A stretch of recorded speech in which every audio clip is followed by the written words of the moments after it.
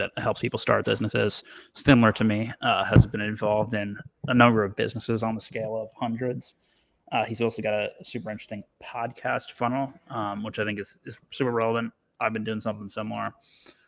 So curious to hear about him in terms of the companies that he's worked on and what his philosophy is for building businesses. So Charles, can you just give us a quick intro for the early stage entrepreneur audience, how you got involved in business in the first place?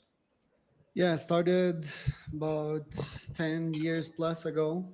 Was a student, wanted to be a lawyer. Fortunately for me, I didn't end up being a lawyer. Nice. They didn't accept me in the program. Long story short, was feeling quite defeated about that, but went into business. My dad's a marketing consultant. Grew up hearing him making cold calls and customer service calls, I guess, running his little business in his garage. And that was her house, and he turned it into his office. I guess I was always subconsciously inspired by that. I would pass by his office to go to the basement, play Call of Duty and World of Warcraft, which I was the best at on my servers early on in my life. So I guess I took this gamification and brought it to business. Long story short, I became an exchange student in Hong Kong. By then, I already had a couple of business. My first great business experience, as I always tell people, is the taste of money. So I discovered that, yeah, it could make 50, $100 an hour instead of 10, which is the minimum salary in Canada. And reselling basically objects that I would buy on AliExpress, Alibaba for 10, 50x markup.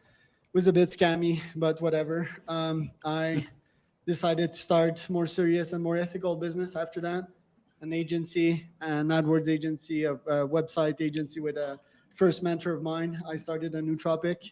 Uh, nootropic is a pill for the brain, and it helped with energy, memory, and all sorts of good things. Was approved by Health Canada, was backed by science. We invested 40K in making solid studies about the proof and the effectiveness of the product. So I had all these micro businesses. I had all kinds of shit back then. I even had these smart glass business.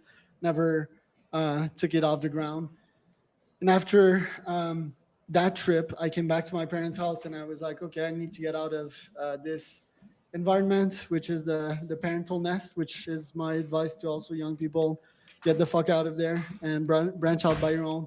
Especially if you've got the ambition, the cojones, the balls, and the ambition, and which is what I tried to do. I was quite prominent with a Facebook ads agency of mine, serving realtors at this time.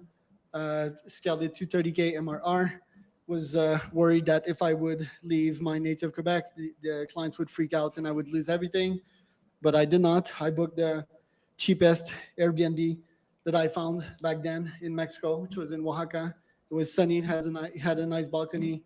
A friend decided to join me. That friend would work for me, not for long, and he would also cancel the worldwide trip that we had envisioned together, which is another lesson here. When you commit to something, do it till the end. And I'm known for that as an Ironman and ultra. Anyways, met my wife in Oaxaca, and I decided to travel the world with her, and scaled a bunch of business since then. Became the father of 5 dogs recently here in Mexico. I do motocross on a daily basis, go to a gym. I want to live forever, biohacker still. And I'm scaling a bunch of business, helping a bunch of startups make money and generate leads in the B2B space. Cool. Charles, so I want to hit you with a ton of stuff. There's a lot of similarities between me and you and a lot of things you said there that I think are interesting. So I want to go through them one by one, but just overall, we had a guy on Cold Email Chris, big on Twitter, was saying the same thing about like being a gamer and competitive and that, and translating it to business. Like, is that really something where you just always had this kind of like competitive edge? Yeah. Hey, I want to work with hundreds of people and do all this crap. I could see you walking on the treadmill right now, even. Like, do you have a brain that just doesn't stop? I can stop it. I have good sleep. I sleep 9 hours a week, and I'm exhausted at the end of my days. I read Wikipedia to sleep. Mostly about Yeah. titans, magnets, and really successful people. So just the right equilibrium to get good info and positive info in my brain, but also to bore me out and to put me to sleep. So, but yeah, I'm quite intense. I'm quite energetic. Genetically, I always had this high energy, like ADHD. Some people would describe Yeah. it. Was always the best in sports of cardio, aka running, when I was younger. So brought that with me. So take advantage of your genetics and what you're good Yeah. at. Now, I do a bunch of things on a daily basis. I also have a sort of an addict personality, so it's quite important to gamify everything.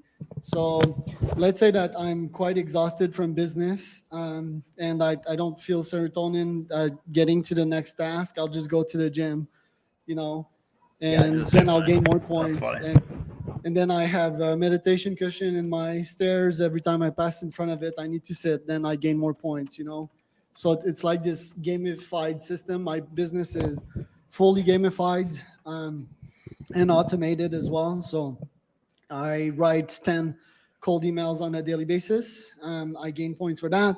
If I check my emails and get the response, I also get points. But yeah, it's not always fun and streamlined. Guess the Yeah. struggle is always getting out of the comfort zone and finding something productive to do that will propel you to the next level. Yeah. Yeah. I have a very similar kind of brain. It's just like gamify, it's turning the bad addictions and bad kind of ADD stuff into the good sort of business ADD. Do you know what I'm saying? Yeah.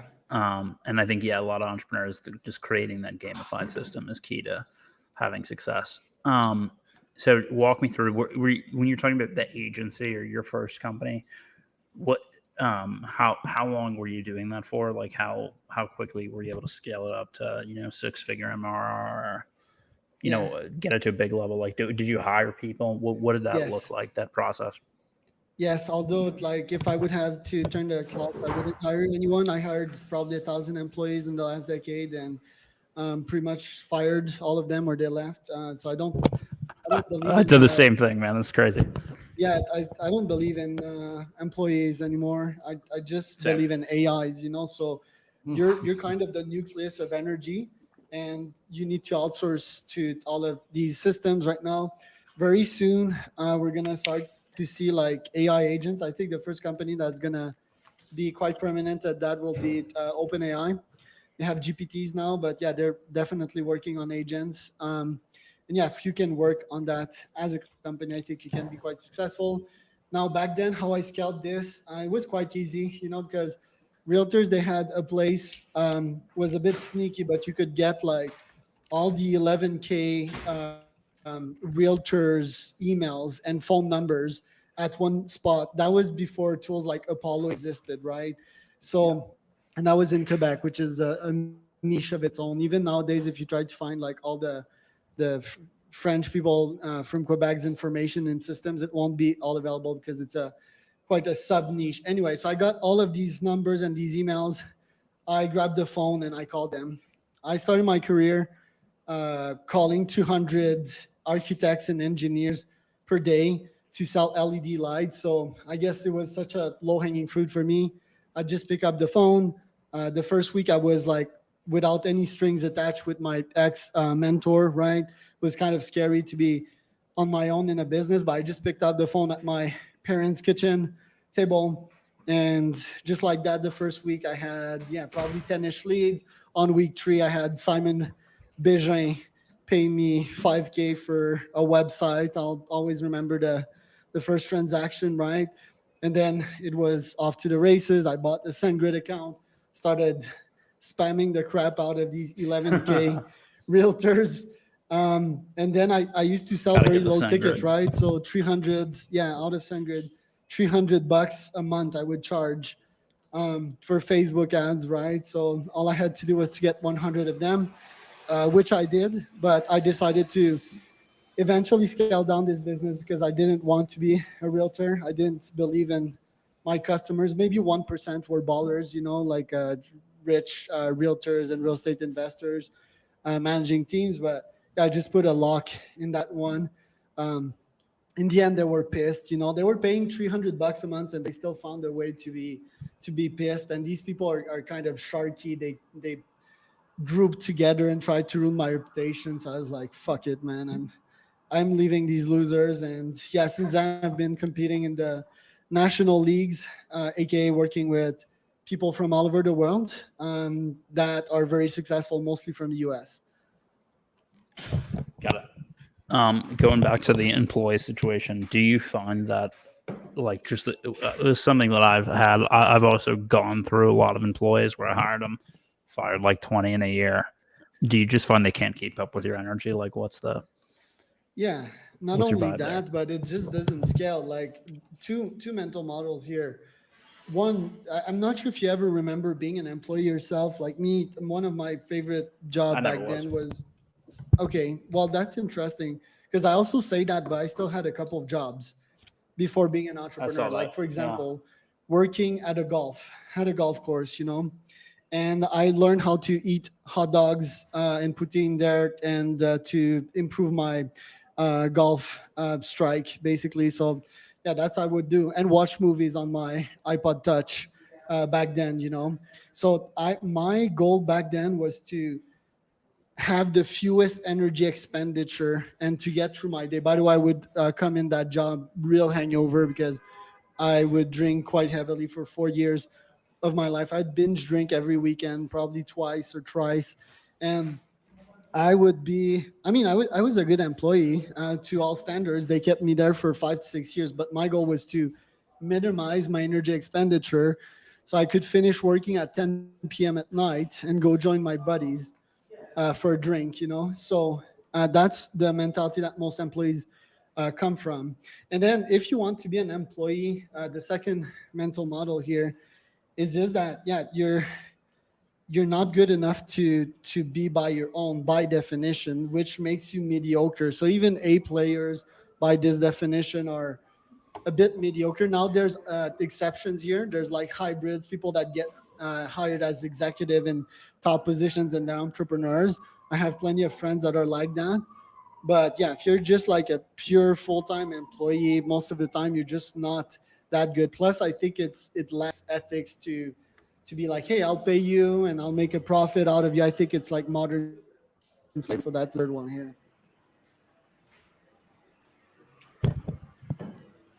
Nice.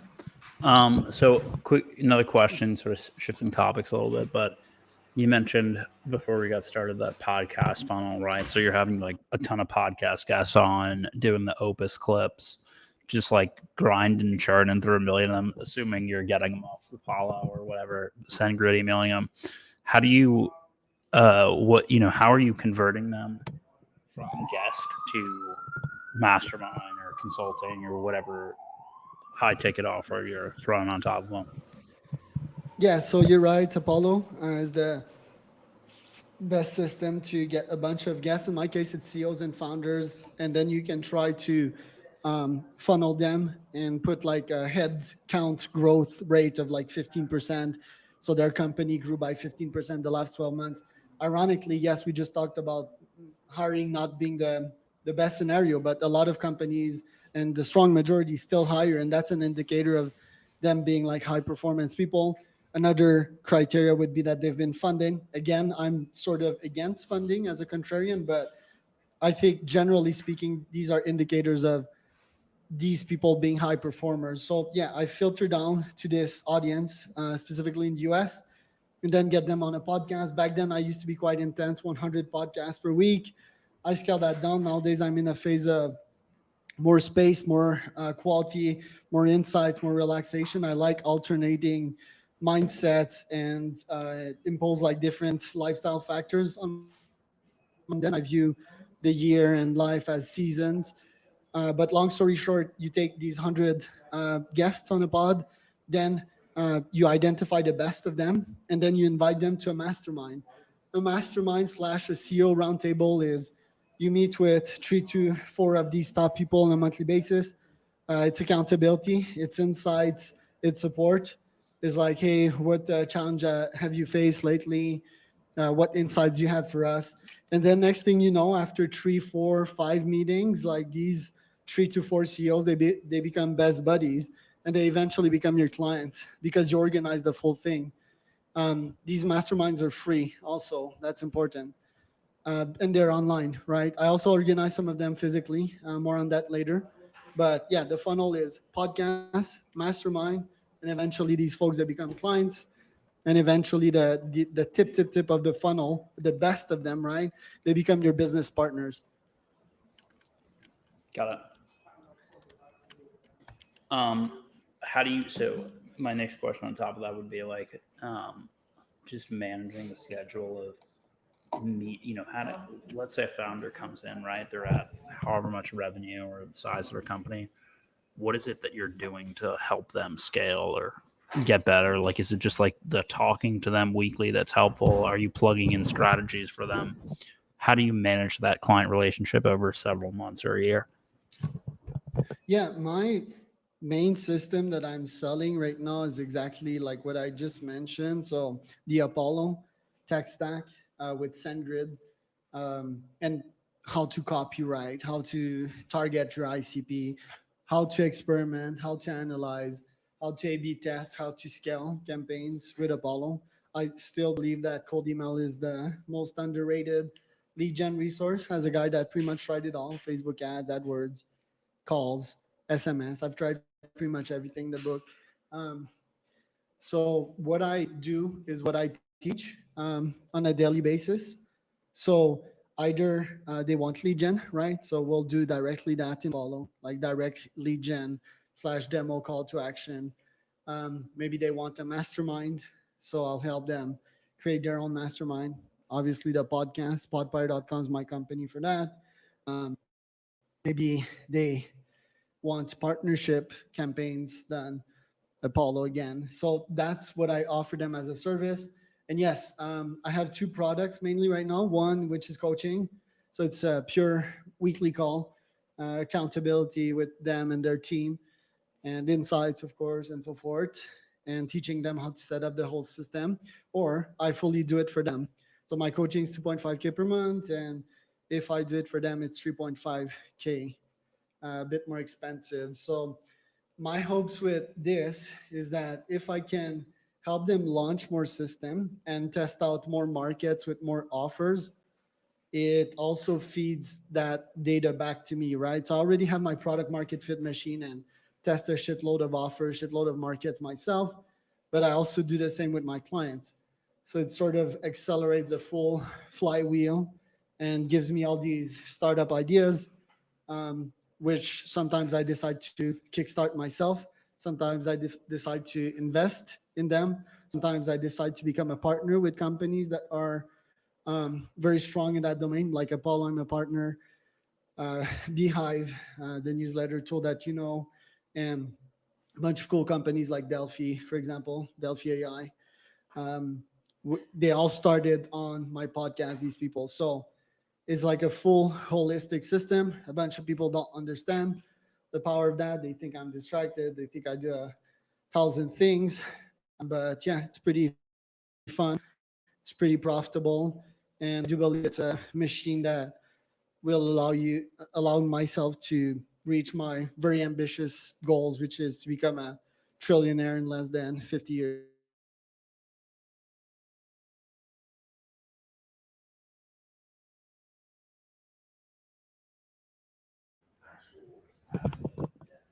Charles, you there?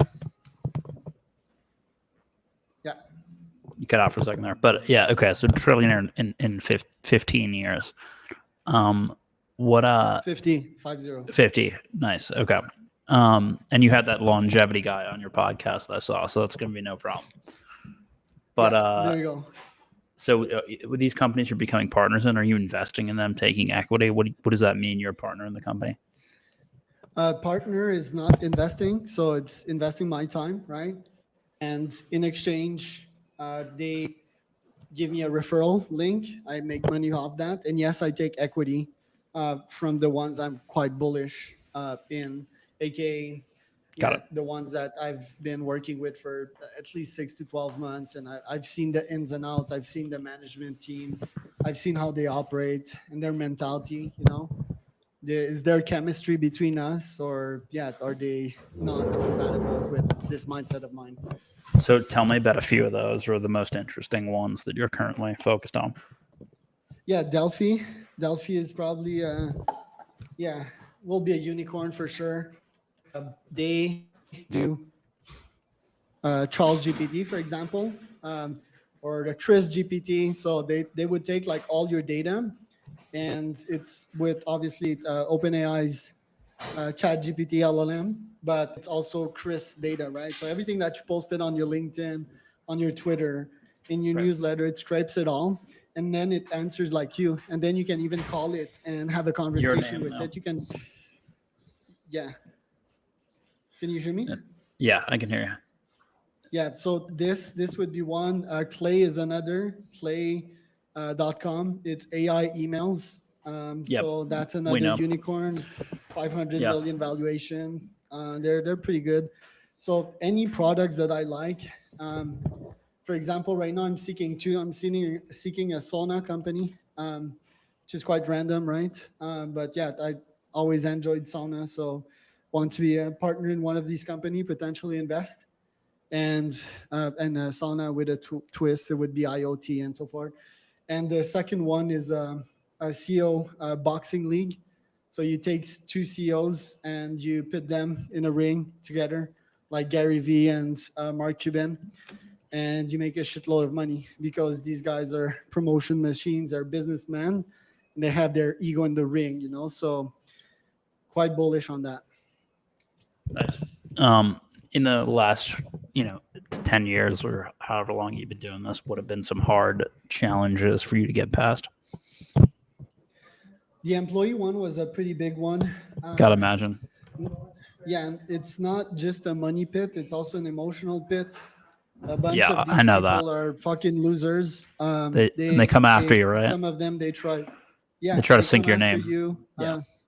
Yeah, they try to fuck your reputation up. I had one of them, she tried to, well, she got into my account. She was a social media manager, Yeah. and she locked me out of 4 of my accounts, I've So had that happen. fortunately, Yeah.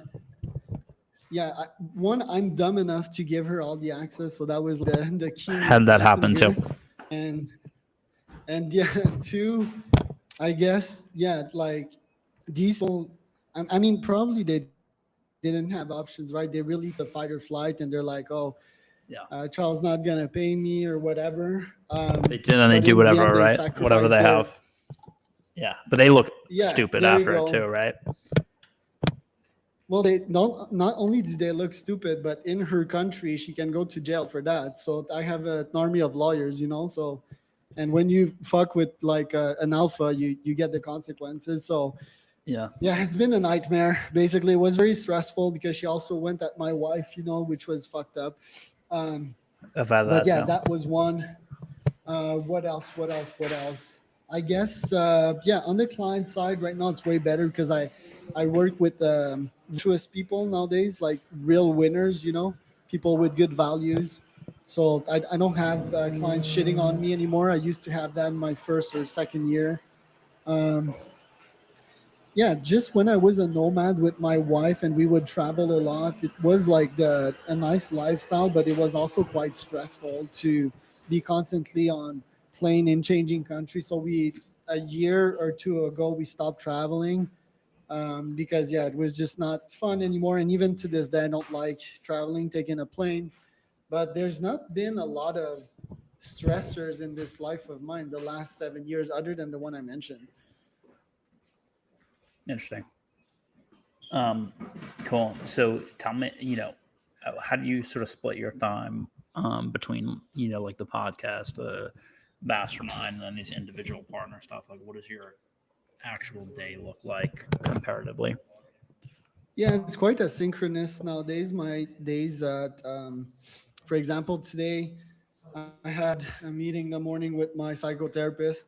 I missed it because the maids unplugged my iPhone charge and I thought it was plugged and my phone didn't ring. So I missed that. And then next thing I knew, I had two meetings after that. I did these two meetings. I went biking with my dogs, mountain biking. So we're straight in the mountains here. So it's quite a nice place. Then a couple more meetings, publishing podcasts today. And after that, I'll probably do some motocross and some gym. And yeah, that's today. I'm not sure. Like my strategy nowadays is like, okay, I'm gonna chill. I'm gonna have more breather than before, possibly get some insights. But I also feel that I'm not doing enough. And also, there's this sales cycle curse. You know, the podcast thing. I stopped it probably, or I de-intensified my schedule probably 5 weeks ago. And when you stop a sales cycle, you might get slapped in the face like in a couple months back, and then it's too late to realize. So Yeah. then I'm like, okay, maybe I should start the podcast machine again. I think I restarted it lightly not so long ago, inviting a couple of high performance CEOs podcast. And that's a keyword because I used to have low performance CEOs come on the pod, and that was quite a burnout What do you mean by that? issue. Well, Break that down. they would come on the podcast, and they wouldn't share valuable stuff. They weren't successful by any means. They just wanted the press, you know, and the experience, which is okay. I provided that to them, but it was my fault because I wasn't You didn't vet them as much. segmenting enough. Yeah, Yeah. the people. So yeah, that's where I am mental wise nowadays. Cool. What advice do you have for an entrepreneur or a entrepreneur who is trying to get to the next level? Yeah, seek pain is a good piece of advice. I was on a podcast yesterday, and I was discussing two of my favorite weapons to bring you out of a potential plateau. The second one is psychedelics. You know, it's not accessible to everyone, and it's illegal. And yeah, it's complicated to get into these things. But You the use first one, psychedelics? yeah, I do mushroom ceremonies. I do ayahuasca. In I'm Mexico. about to do peyote pretty soon. But these they require some background. You know, I've been doing drugs since I was probably like 15 or 16, so I'm used to these things. I also am a student of pain, you know, so I can be brought to very dark places and survive like a filthy cockroach. Um, but that being said, the first weapon is accessible to all, and it's pain. Pain as wisdom. So a gym, right? Like everyone has access to a gym or running shoes. If you want wisdom, if you want to grow out of a plateau, if you feel you're plateauing, I feel that it's not about avoiding pain like most humans do. It's about putting yourself in really tough situations and going for, I don't know, a 21-kilometer run for most humans that have never even run like 3 kilometers. Just like observe the insights you're going to get and how you're going to feel about yourself once you're done with that. Me, it's my perfect tool to synthesize pieces of data into real insights. So yeah, this would be my advice. Put pain on yourself. Nice. What tools? You know, you mentioned Apollo, a couple marketing tools. Do you use AI to manage your schedule and all these different obligations? Like, what are some tools in your organizational stack that you use right now to keep yourself sane? The sanity, it's not like a technology. It's more of a mental tool. It's more of a mental model, which is not giving a fuck. Basically, and that comes from years of experience. It comes from being uh, having trust in yourself and your capabilities. You know, I went through a lot, and I know who I am. You know, so for example, if I receive this email from this loser about 2 hours ago telling me that this cold email was the worst he've ever seen, I mean, I I've gotten take that too. data. Yeah, I take the data from that, and I convince my brain that, you know, this is not against him. It's more like a piece of feedback, for example. So For the my email. best mental model for keeping my head chill, generally speaking, even under lots of pressure, lots of criticism, or whatever, is just to, yeah, just chill, and have various times of the day. I go out and to the gym, then I watch Harry Potter with my wife, so it's just, and then I go in my sauna, so a bunch of things like that just to chill out. It's not really a technology, but other technology that I use, you mentioned Opus.pro for the podcast. That's a great one. It's $30 a month. I'm partners with them, and they will produce AI shorts for, yeah, literally $30 a month, and they will produce like probably 20 to 50 to even 100 of those. What else do I have? Delphi is a fun one that we spoke about. So create your own GPT. That one's only $30. It's quite impressive to chat with yourself and even to have a conversation with yourself, and really discover who you are. Or when you get dissed by a hater, just talking with yourself and understanding what your best self is about. That's also a fun one. That's interesting. But yeah, I can suggest one that's quite unconventional as well. For example, right now I'm in my office. That the treadmill is interesting, like in terms of physical technology. But I also have this screen right next to me, and I flash my vision board there. My vision board is everything I want to On a achieve in monitor. the, yeah, on the TV, and it's on a Google slide. So the images, they just pass by every second. And this one has like 700 slides. I've worked on that one the past 5 years, so that can be another piece of technology. And I also have this journal here. This one I scribbled on it while on other calls, but it's same principle to a vision board. It's like sentences of things that you know I want to accomplish. For example, money comes in on weekend. My life is organized in a non-repetitive way, made to make me grow out of the comfort zone. So this is stuff that I wrote for like the past 3 to 4 years, and yeah, I've got a bunch of technology like that because yeah, the pen is a technology, the journal is a technology, and that just propels me to greater heights on a daily basis. Nice. Charles, where's the best place for people to find you? Yeah, Where do you produce content? charlescormier.com. Okay. Social media wise, Yeah, Instagram, LinkedIn, I LinkedIn. guess. Yeah, it's Instagram more or less, more LinkedIn.